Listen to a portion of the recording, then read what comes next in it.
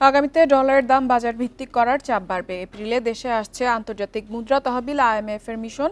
মুদ্রা বিনিময় হারকে নমনীয় করতে ডলারের দাম বাজার ভিত্তিক করার চাপ বাড়বে বলে জানিয়েছে অর্থ মন্ত্রণালয়ের কর্মকর্তারা। এই ঈদে জামা জুতো অ্যাকসেসরিজের ডিসকাউন্ট।